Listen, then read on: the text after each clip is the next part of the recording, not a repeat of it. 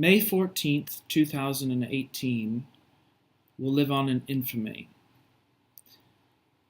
On what is called, or should be called, Israel's Monday Massacre, Israeli Defense Forces killed 61 people during a nonviolent yet disruptive protest.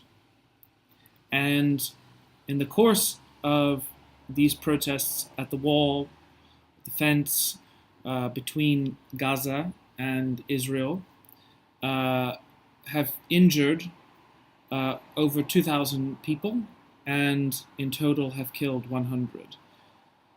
Monday was by far the worst day, with 61 people dead. Israel has continued to implement a policy of killing civilians who are protesting peacefully. Even people who were not near, even hundreds of meters away from the separation fences, have been targeted by snipers. Drones dropping tear gas, hundreds and hundreds, even almost a kilometer away from the fence, led to the suffocation and death of an 8-month-old little girl. Israel's murderous Monday massacre against a Palestinian movement that is based in nonviolence needs to be condemned. As an American citizen, as a citizen of Italy, as an EU citizen, I condemn it. And I ask my government, which hopefully in Italy will be more sensible than the one in the United States, to immediately withdraw its ambassador from Israel.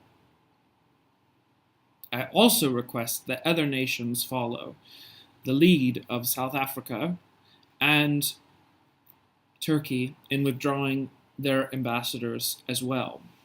Israel, I've just read, has denied the Turkish Prime Minister's request to airlift injured Palestinians from the Gaza Strip.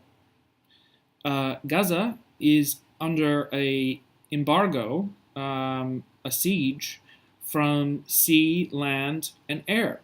So the resources there are very limited in terms of medical supplies and in terms of overall ability to treat these severely injured people. Israel's murderous Monday massacre will go down in history like the Sharpeville massacre in South Africa in the 1960s. What we're seeing is the mutation of a state that was meant to be safe for Jews into a grotesque apartheid regime. I am against anti-Semitism in all its forms, but Zionism is not Judaism, is not being Jewish. There are Christian Zionists who want to see the whole region explode because they think it will bring in the end times. And a lot of these nut jobs are behind President Trump's election, which is one of the major reasons why he moved the embassy to Jerusalem, which is a terrible decision because we know that Jerusalem is a capital for both the Palestinian people and the Jewish Israeli population. At some point, this state apparatus known as Israel needs to cease to exist as an apartheid state, just as South Africa transitioned in the 80s and 90s from apartheid to democracy. What we are witnessing now is a movement to end the apartheid. And the Palestinians in Gaza, asking for their right to return, are going back to the basic principles of the post-World War II era, that refugees have the right to return.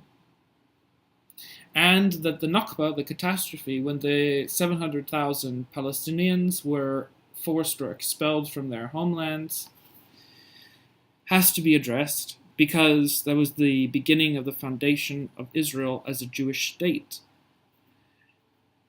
I think that ending the Israeli apartheid system and allowing for a one-state solution whereby every person who lives under Israel proper or is occupied Israel is enfranchised as a citizen.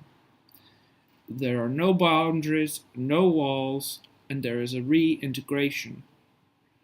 There is a desegregation, a reintegration, and affirmative action policies to address the 70 years of a humanitarian and economic and social crises whereby 1 million people, 1.6 million people are refugees in the largest open-air prison in the world.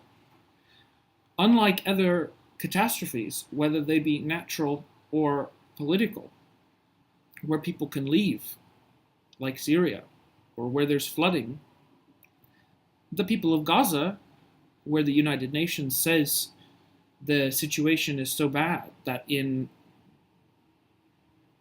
2 years, 2020, the strip will be uninhabitable. They cannot leave anywhere. So it is very important that we begin the movement to pressure Israel to end apartheid. It's not about ending the occupation anymore, because Israel has already extended itself too far into the West Bank for any type of contiguous Palestinian state. So the right to return, in terms of reparations, in terms of desegregation, in terms of tearing down walls, and in terms of stopping what is essentially an ethno-nationalist defense force, the Israeli Defense Force, is necessary. And then holding free and fair elections whereby every single person, Palestinian, Israeli, come together under the same aegis and have the ability to have the same voice.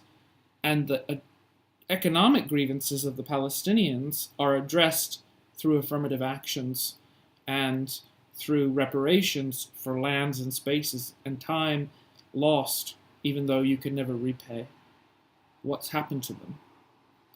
Because the horror of the Holocaust, which was terrible, 6 million Jews killed, needs to teach us that we cannot cage people up because of their ethnicity and turn them into a subhuman type of idea.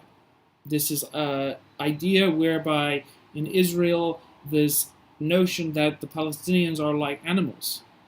It's very bad.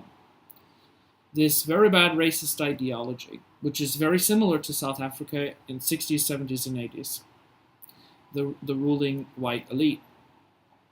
So I'm calling on Israel to end its apartheid, and I'm calling on every single nation in the world to withdraw its ambassador from the Israelis and from the United States as well, and to pressure both governments to end the apartheid regime.